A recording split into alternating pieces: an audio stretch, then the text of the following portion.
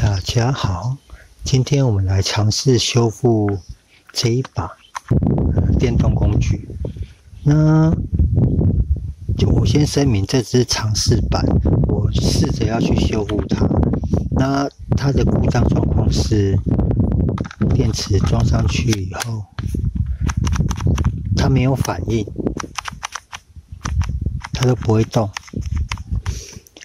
一开始我是以为可能是电池没电，但是我测量以后，它的电池是有电的。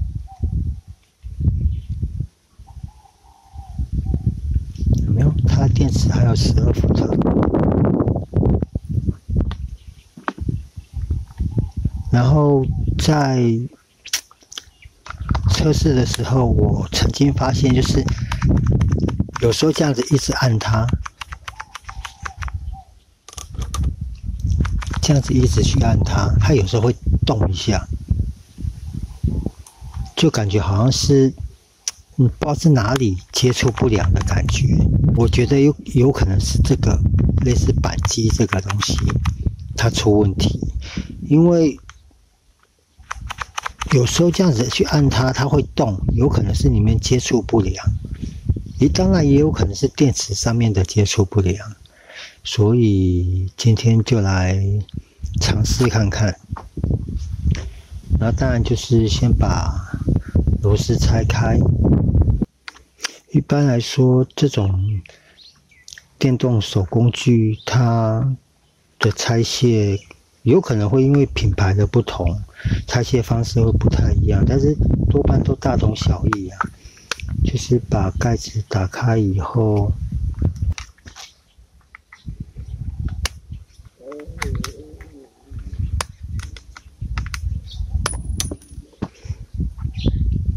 像博士的，它后面这边有一个类似一个卡扣，你必须把它挑起来，盖子才打得开。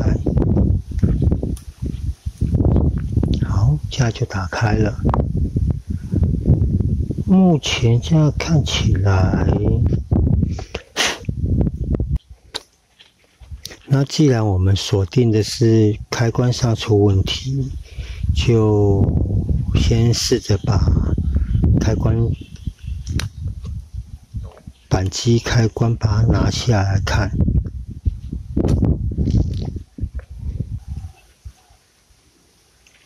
它的控制板上面也没有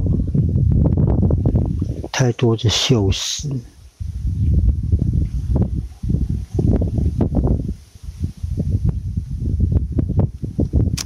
因为手这样子真的有时候做一些小动作的，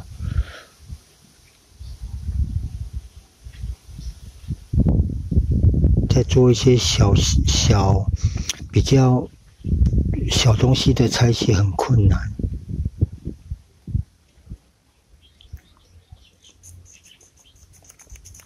我们现在测试这个点好了，看它有没有导通。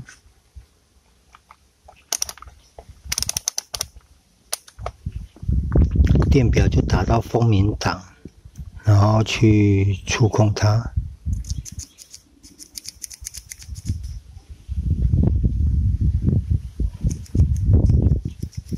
没有反应，因为如果以它的电源设计的话，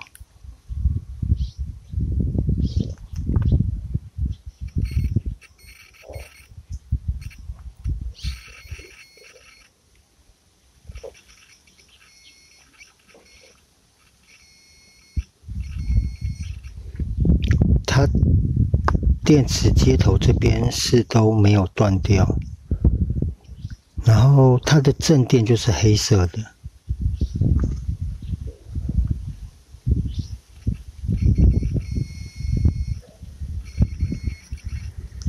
那目前就可以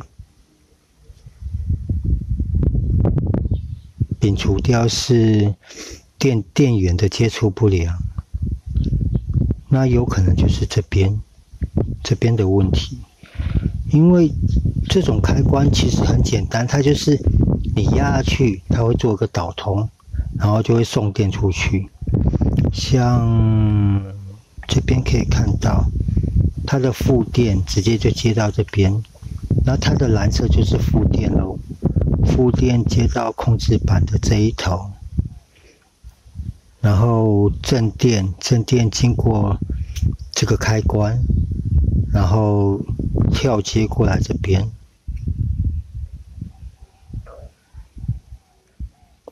那所以应该这个开关按下去的时候，这两个要导通才对。结果它没有反应。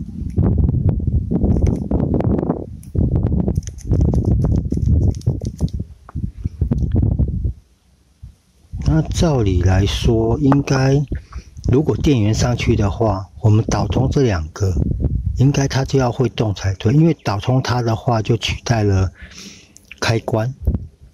我们来试试看，电源上去，好，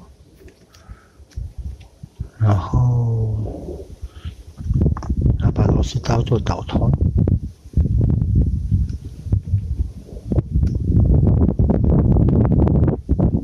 也不会动。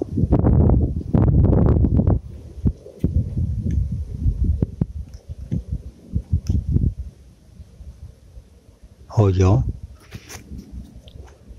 ，LED 灯有在亮啊，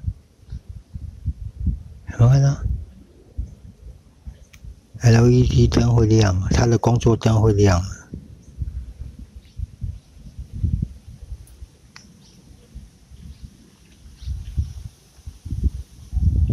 有没有？这样应该看得出来。但是因为这种开关它有控制力道的那个功能，就是你压多少就会送多少电给它。那应该有可能是这部分的功能出问题。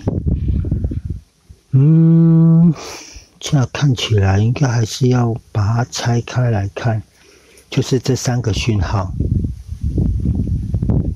我看一下能不能用最方便的方式把它拆开。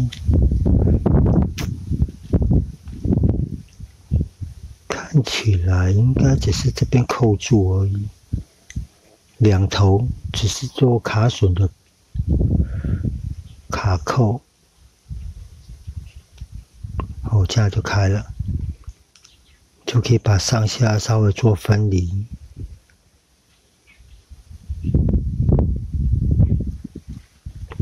好，这个部分就开了。因为这三条线就是我刚刚讲的，它那个你压多少，它就送多少电，应该是这边在控制。然后再把这个打开，这也是这种塑胶扣。然后这种塑胶扣再搬小心哦，这种塑胶扣很容易坏掉，就可能轻轻的搬，因为正常来讲，你应该是要做解焊的动作，就是把这个焊点都把它解焊掉，这样子在施作会比较方便。我可以看到稍微开了，然后因为毕竟我们等一下还是要还原，所以动作能够尽量轻柔就稍微轻柔一点，不要把它搞坏了。这边还有。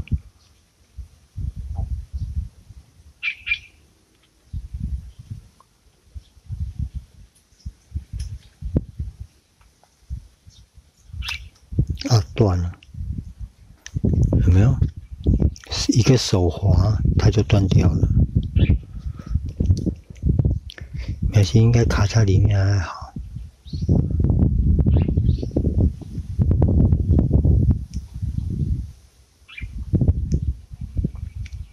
所以在拆卸这种比较脆弱的东西，真的要小心，手一定要拿稳。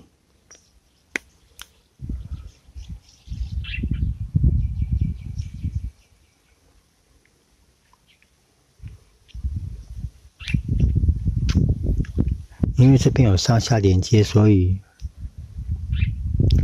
翻这边是很困难，我就从这边翻。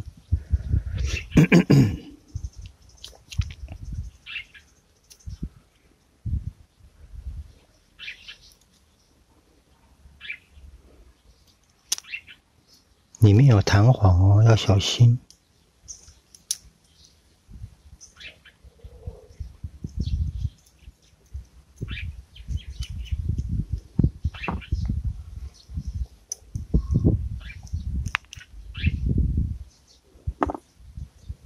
然后里面有一些接触的金属，对，应该是接触不良，这个很脏，就拆卸上一定要小心，然后尽量不要让东西弹掉，因为像这种东西里面如果东西弹掉的话，到时候再找真的会有点困难。像这个，它就是透过这边下去控制这个，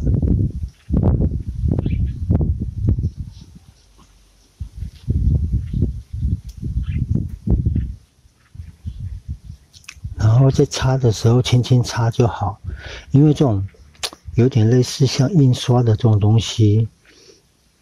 你如果擦太大力，有时候可能会把上面的那种印刷上去那种感电的材质擦掉。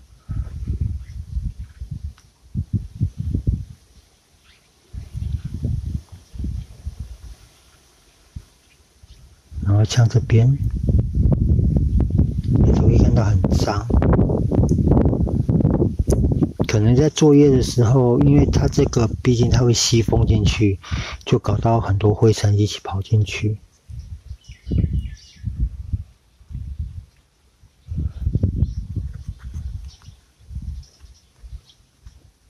有没有？都是脏东西。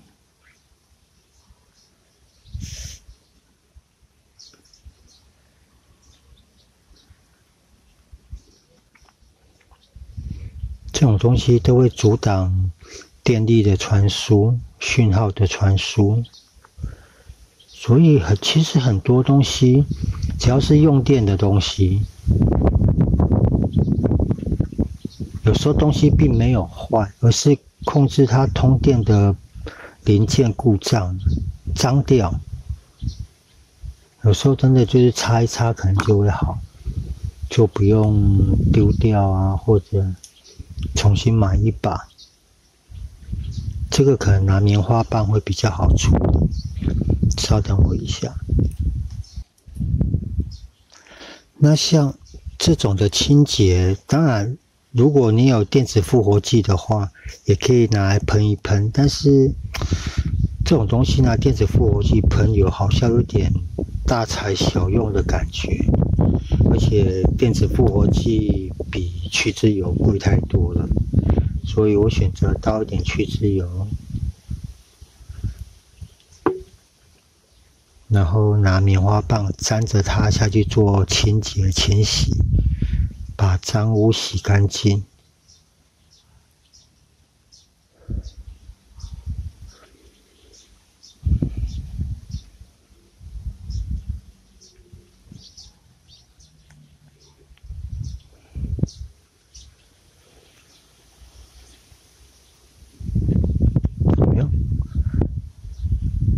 这样子它的清洁度就差很多了。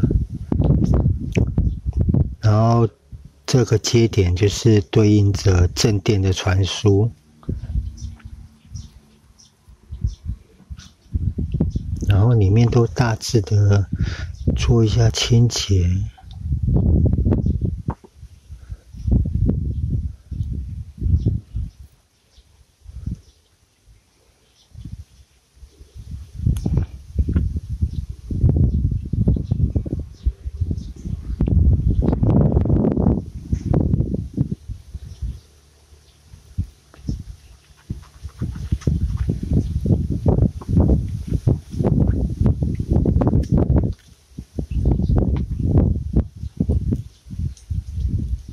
好，这部分大概就这样子就 OK 了。然后我们来看这个上面的开关，它的接触点稍微做一下清洁。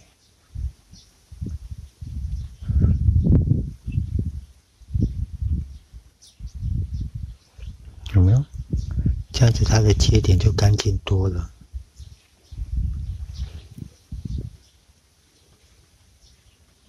然后清洁完，记得棉絮这些，如果有卡棉花棒的棉絮，也要做一下清洁。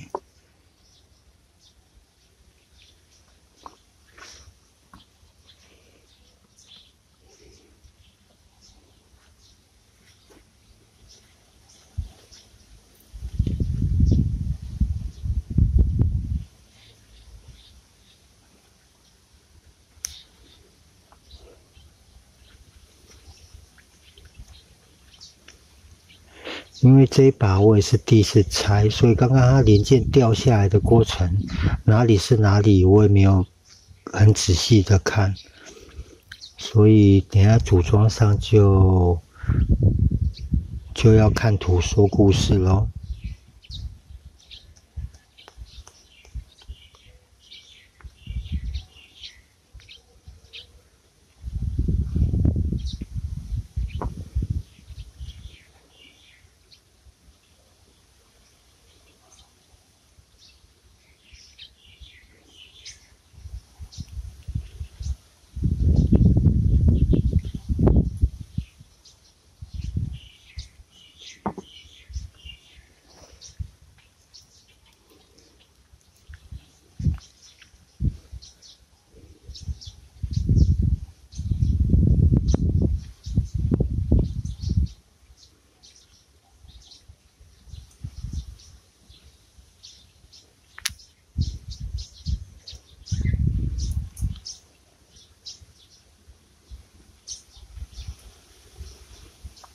好，这样子应该就 OK 了，就尽量把上面的脏污清干净，因为这些应该都是在控制它的电流的传输。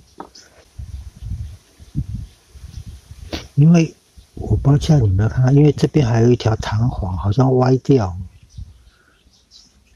这边。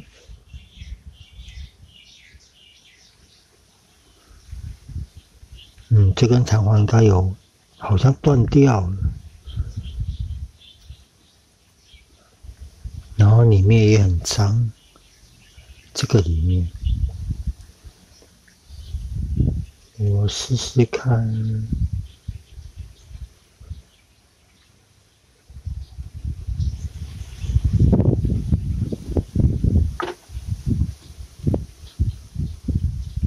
对，它里面的弹簧断掉了，可能是因为这样子变成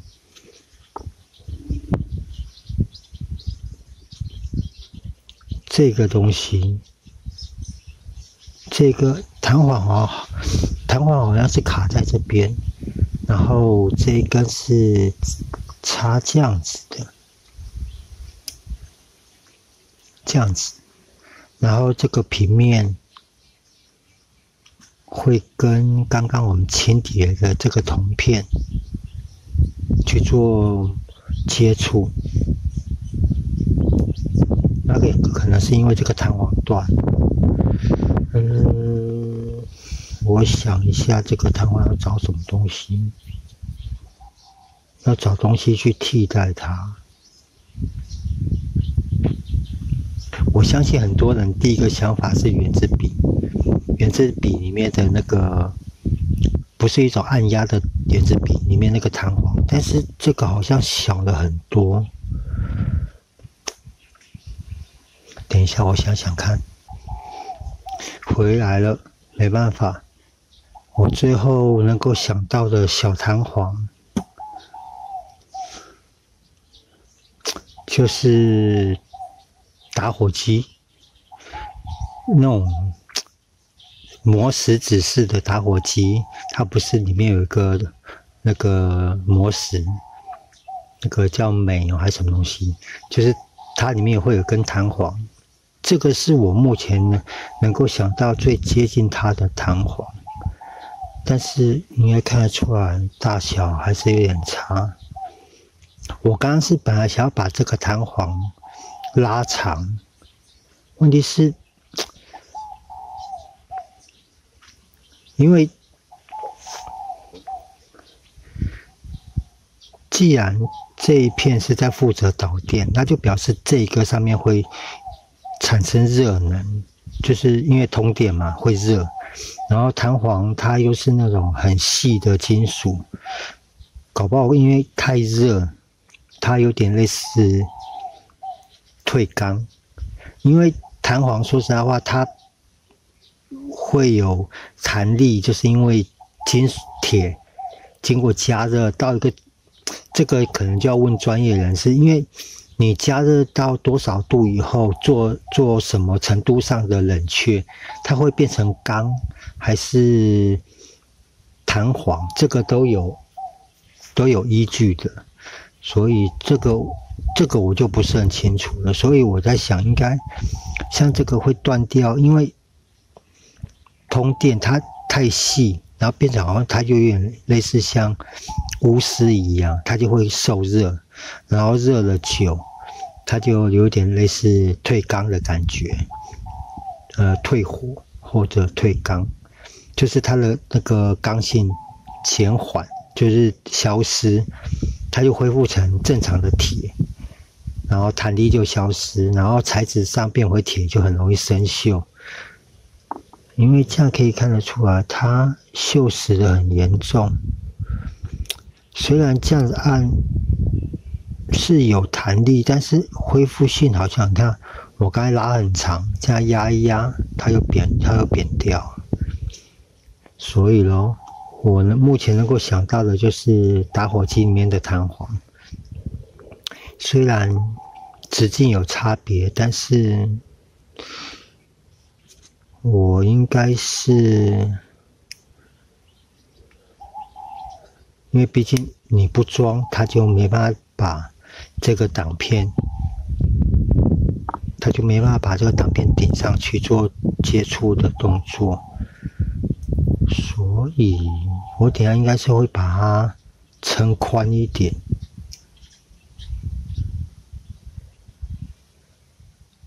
然后因为这个弹力比较强，可能没办法剪太长。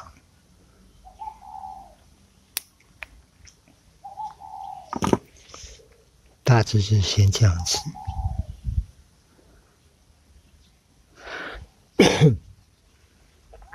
然后现在重点来了，既然它这个这么宽，我们就要想办法让弹簧里面能够扣住它，它才不会乱跑。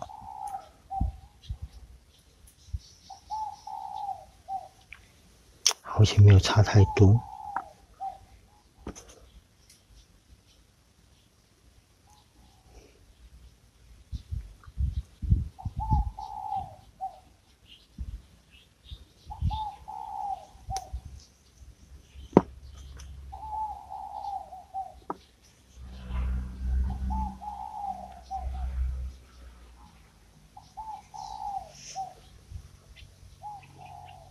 好像真的太细，没办法死马当活马医试试看。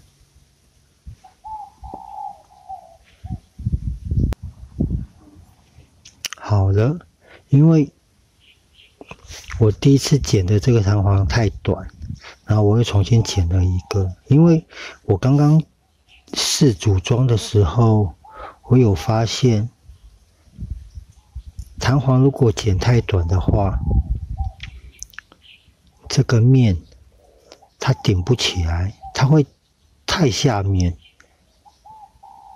因为那根弹簧的用意就是让这个面保持它能够跟那个接触点能够接触到，所以太短的话可能有装等于没装，所以我又重新裁了一条，然后目前这样看起来应该这个长度是 OK。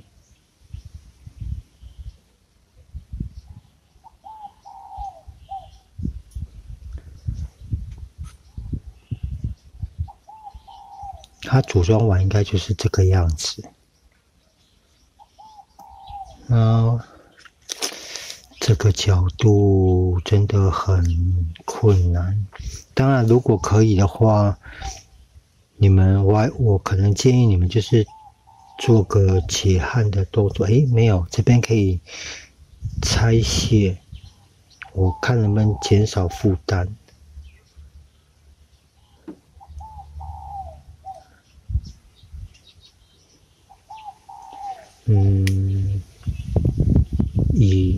然后你在拆的时候要去记哦，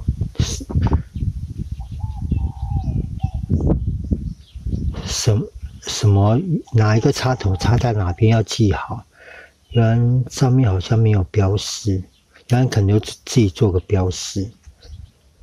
像这条黑色是负，因为它另外一头有红色的，就先当做它是正好了。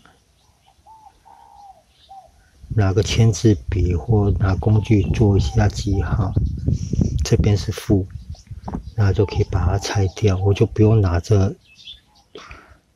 这么重的东西去做组装。现在就开了，早知道刚刚一开始就这样用就好了。所以咯，在做任何拆卸，尽量先观察仔细，考虑周详，再来动手，这样是不是轻松很多？不用拿那颗那么大的。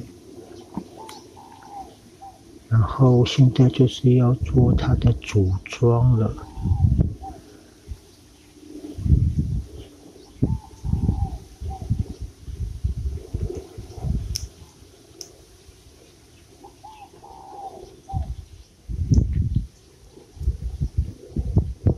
这个可能难度很高，然后我这只手又一直在那挡角度。我尽量咯。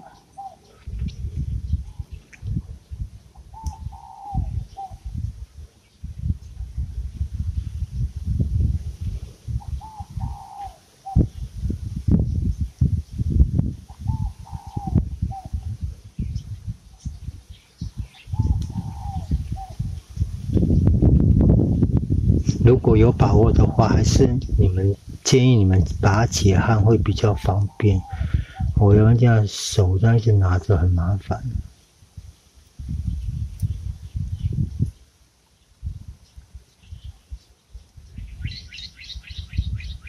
哦，不是啊，那个电线太短，这样一直拿着很麻烦。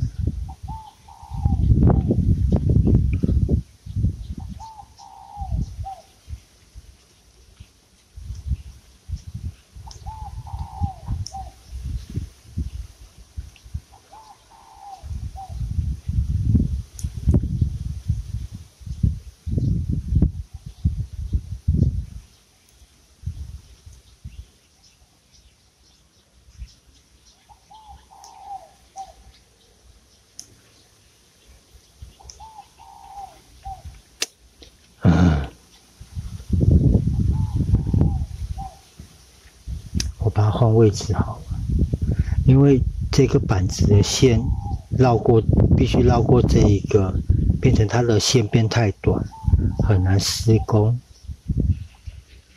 反正只是插那条线，我看能把绕过那条线拉出来，这样会比较好处理。以我的状况，这样会比较好处理。当然，解焊与否就看各位的功力咯。因为以我目前现在这种状况，不解焊真的对我难度很高。然后我那只手一直在挡路，很麻烦。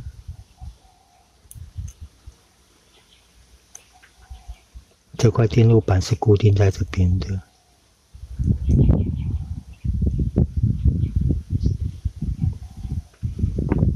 然后这一片就是插在里面。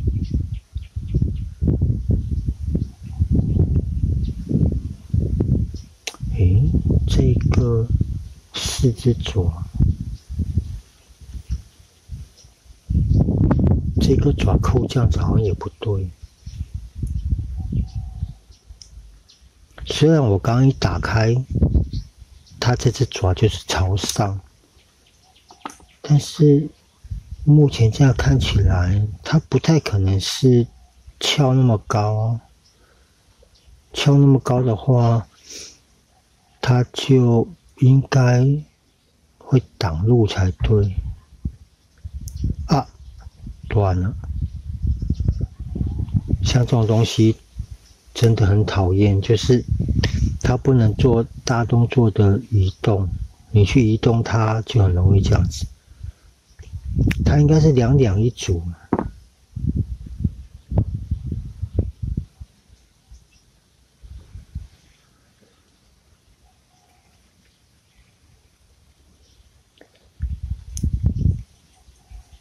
没关系，死马当活马医，修得好，这个影片就上po；修不好就算了。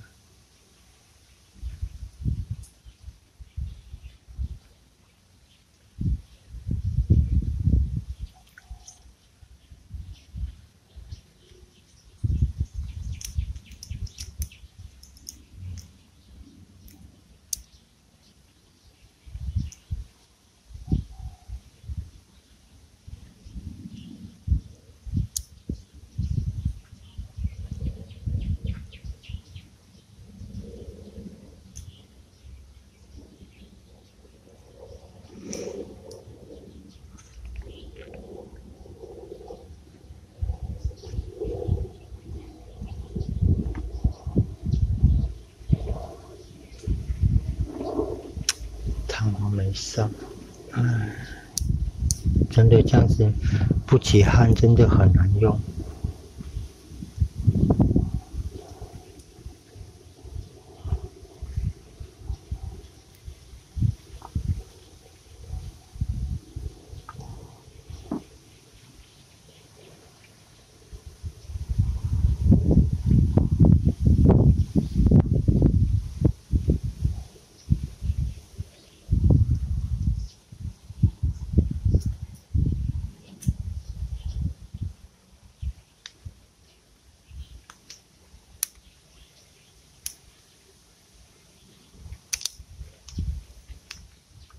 这个弹簧的弹力很强哦，你们在组装真的要小心，不然这个应该很容易一弹就不见了。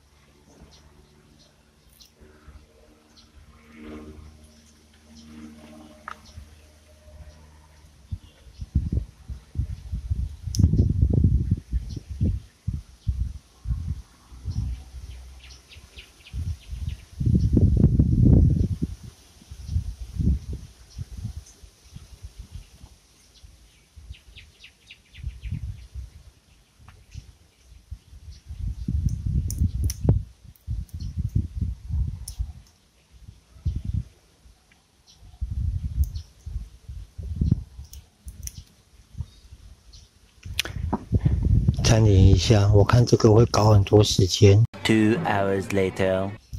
好了，我光想尽办法把它装回去，我就大概装了快1个小时。我目前还没测试啦，只是我现在突然有个想法，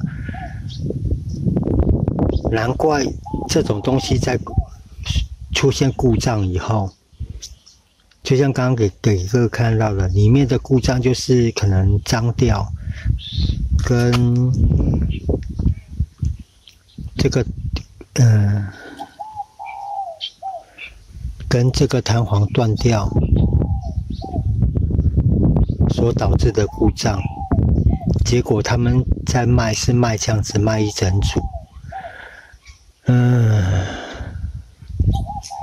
目前这样看起来，如果真的损坏的话，如果这种东西真的故障的话，除非真的很有耐心，然后手在正常的情况下，你又手很巧的话，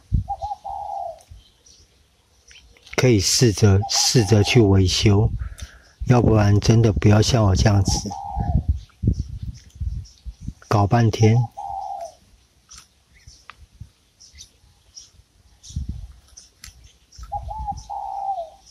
因为可以看到我最后是用束带下去做固定，因为它几乎它整个上面的材质，你一般就都断光了，一般就断掉。好了，现在就是看经过这么久的组装，它到底是好还是坏呢？我还是先声明，这个只是常识而已，我很少修这种东西，而且我也很少修过这么难修的东西。来哦，见真章了。先做个大致的组装。好了，大致上它的组装就是这样子。来吧，见真章了。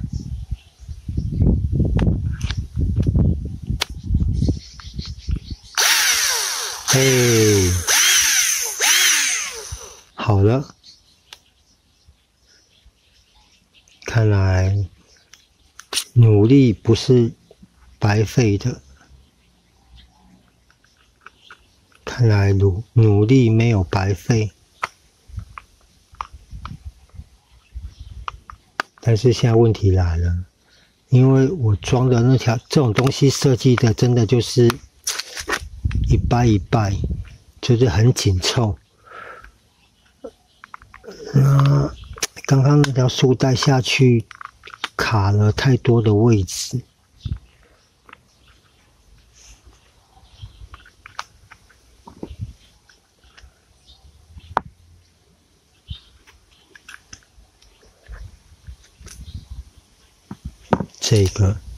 这个束带头不能在边边，但是我刚刚就是因为没办法，你一定要想办法先压紧它，你不压紧它的话，束带很难去扣住，所以在压紧的状况下，手很难去移动它。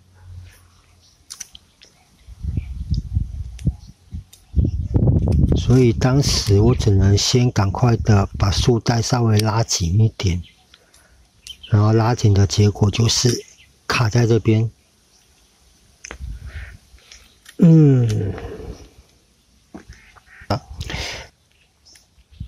好了，最后的解决方式是只能拿铁丝找不会引起短路的地方，用绑的把它绑紧。没办法，只能这样子，因为连最细的束带都会影响它那个外壳的密合度。好了，稍等我一下，我做一下组装。好了，最后的组装完成了，密合度还是有点差啦，因为没办法，因为里面有做算补强的动作，所以一定会稍微影响到它的密合度。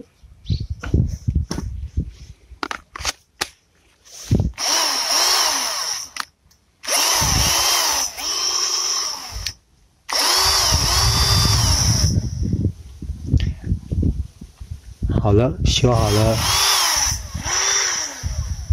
正转，翻船。那我们来做个结论。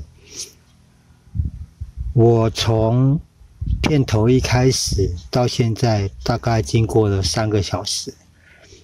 那当然了，最主要的原因是因为它那个外壳跟里面的那个渐进开关的固定卡榫跟里面的组装方式，基本上它的设计就是不让人家去维修，然后这一把的故障就像刚刚讲的，它就是弹簧的断裂而已。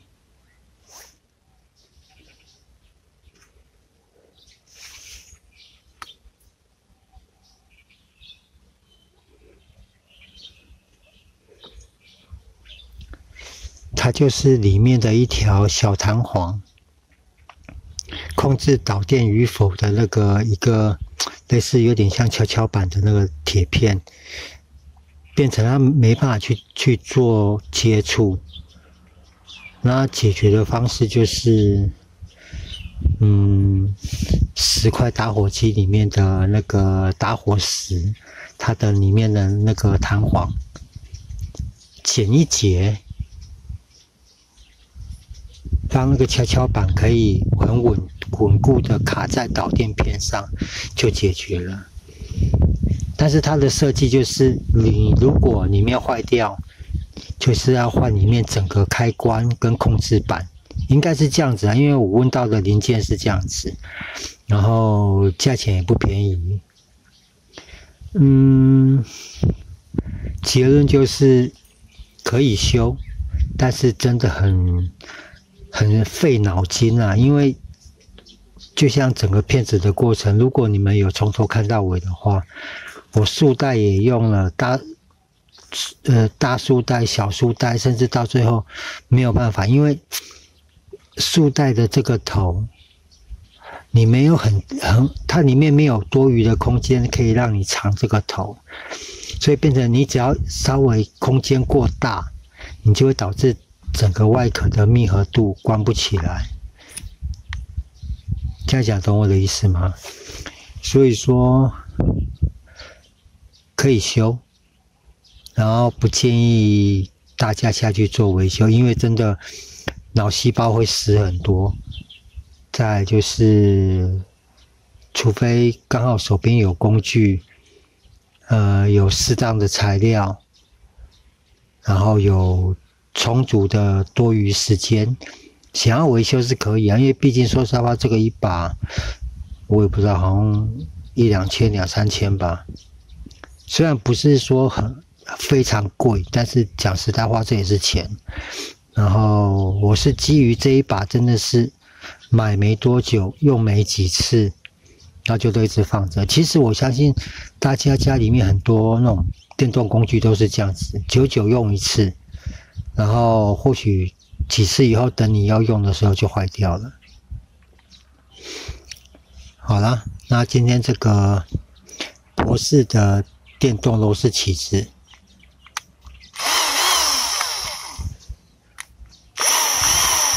的故障维修跟组装要点，还有一些很烦人的步骤，就到这边咯。谢谢各位，拜拜。